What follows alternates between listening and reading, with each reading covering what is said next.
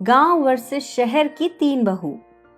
ये कहानी दामिनी नामक एक महिला की है जो अपने तीनों बेटे रमेश, सुरेश और कमलेश के साथ एक बड़े घर में रहकर अपना जीवन बसर कर रही थी। दामिनी के तीनों बेटों की शादी हो चुकी थी। रमेश जो बड़ा था, उसकी पत्नी विमला जो शहर की थी, वो बड़ी ही आज्ञाकारी और संस्कारी बहू थी। वहीं बात की जाए सुरेश की पत्नी रिया की, तो वो गांव की थी और कमलेश की पत्नी दिया, वो भी गांव की लड़की थी। अब विमला हमेशा अपनी सास की नजरों में अच्छी रहती आई थी, क्योंकि वो अपनी सास का हर कहा मानती थी, अपनी सास की हर बात का अच्छे से पालन करती थी। और वहीं बात की जाए रिया और दिया की, तो वे दोनों हर समय विमला को अपनी सास की नजरों से गिराने के चक्कर में रहती थी।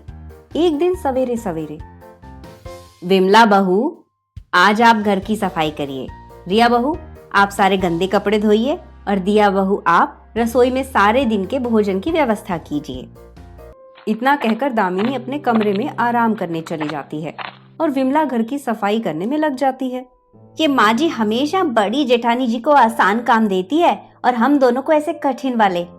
ये बड़ी जेठानी जी माँ जी की सबसे चहेती बहू है ना, बड़ी संस्कारी और आज्ञाकारी बहू बनकर घूमती रहती है ना ये माँ जी के पीछे।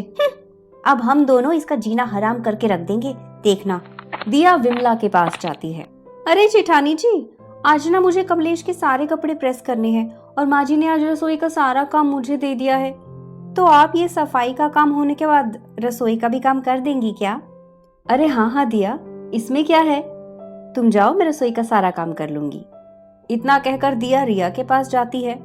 देखा रिया, मैंने कैसे जेठानी जी को उल्लू बनाकर अपना सारा काम उन्हें सौंप दिया। अब वो दिन भर सफाई करके रसोई का भी काम करेगी और मैं अपने कमरे में बैठकर शान से आराम करूंगी। वाह वाह, मानना पड़ेगा। चलिए अब मैं भी कोई बहाना बनाकर अपना सारा काम जेठानी जी के कंधों पर डाल देती हूँ। अब रिया भी विमला के पास जाती है और उसे सर दर्द का बहाना बनाकर कपड़े धोने का काम भी विमला को सौंप देती है। अब बेचारी विमला अकेली घर का पूरा काम करने लगती है। इधर दोनों गांव की बहुएं सारा दिन अपने कमरे में रहकर आराम करती हैं। ऐसे ही कई दिनों तक चलता रहा। रिया और दिया रोज कोई ना कोई बहाना बनाकर अपने हिस्से का सारा काम विमला को सौंपते गए और खुद आराम करने लगे। एक दिन रिया और दिया अपने अपने कमरे में सोए हुए थे और विमला अकेली घर का सारा काम कर रही थी। तभी वहां दामिनी आ जाती है। अरे विमला बहू, तुम अकेले काम कर रही हो, रिया और दिया बहू कहाँ हैं? माँ जी, सुरेश भाई के सर में बहुत दर्द है, तो रिया उनका सर दबा रही है और दिया के पैरों में बहुत तेज दर्द हो रहा था, तो मैंने ही दिया से कह दिया कि जाकर आराम कर लो, घर का काम मैं देख लेती हूँ। क्या? पर सुरेश तो सवेरे से ही अपने काम पे चला गया है और रिया बहू कमरे में किसका सर दबा रही है फिर? तभी दामिनी विमला का हाथ पकड़कर रिया के कमरे के बाहर आती है।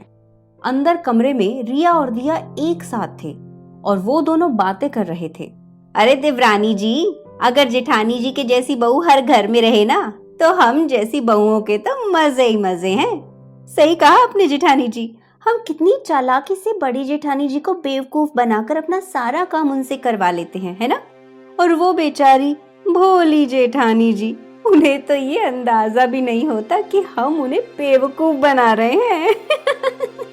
तभी दामिनी और विमला ये बात सुन लेते हैं और वो दोनों कमरे के अंदर चले आते हैं। उन दोनों को देखते ही रिया और दिया के होश उड़ जाते हैं। मैंने सुना था गांव की बहुएं अपनी जिम्मेदारियां बहुत अच्छे से निभाती हैं, पर यहाँ तो उल्टा ही हो रहा है। तभी दामिनी रिया और दिया को बहुत खरी खोटी सुनाती है और उसके बाद वो दोनों से अपनी नजरों के सामने घर का सारा काम करवाने लगती है। अब रिया और दिया नौकर की तरह घर का सारा काम करने लगते हैं और विमला अपनी सास के पास बैठकर दोनों को काम करता देखती है। एक दिन अचानक दामिनी की तबीयत बहुत खराब हो जाती है। तभी दामिनी रमेश से कहती है, रमेश बेटा, ये आपके पिताजी ने जो सारी संपत्ति मेरे नाम की थी ना, आज मैं ये सारी संपत्ति आपके नाम करती हूँ। अब मेरा कोई भरोसा नहीं बेटा, आह, अपने पिताजी की संपत्ति का अच्छे से ख्याल रखना बेटा। आह। दामिनी की ये बात सुनकर रिया और दिया गुस्से में कमरे से बाहर आ जाते हैं और अपने पतियों के पास जाकर उन्हें बहकाने लगते हैं। इधर रमेश अपनी माँ से कहता है, नहीं माँ, ये सारी संपत्ति आप अकेले मेरे नाम मत करिए, बल्कि इसमें से सबसे कम हिस्सा मेरे नाम होगा और सबसे ज्यादा हिस्सा मेरे दोनों भाइयों के नाम होगा। तभी रमेश अपने हिस्से में सबसे कम संपत्ति लेता है और ज्यादा हिस्सा अपने भाइयों के नाम कर देता है। इधर दोनों भाई अपनी अपनी पत्नियों के बहकावे में आकर विमला और रमेश को मारने की साजिश करते हैं। एक दिन दोनों भाई रमेश और विमला को एक कमरे में बंद कर देते हैं और उसमें कई सारा धुआं छोड़ देते हैं, जिसके बाद दोनों का उस कमरे में सांस रुक जाता है और वो बेहोश हो जाते हैं। तभी कमलेश को वो संपत्ति के पेपर्स दिखाई देते हैं जिनमें उन दोनों भाइयों का सबसे ज्यादा हिस्सा था और सबसे कम हिस्सा रमेश का था। ये देखकर सुरेश और कमलेश के होश उड़ जाते हैं और वो दौड़ते हुए रमेश और विमला को उस कमरे से बाहर निकालते हैं और उन्हें हॉस्पिटल ले जाकर उन दोनों का इलाज करवाते हैं। तभी रमेश और विमला को होश आ जाता है। हमें क्षमा कर देना भैया भाभी, हमने आपको गलत समझा। भाई, आपने सबसे ज्यादा संपत्ति का हिस्सा हम दोनों भाइयों के नाम किया और सबसे कम हिस्से अपने नाम किया।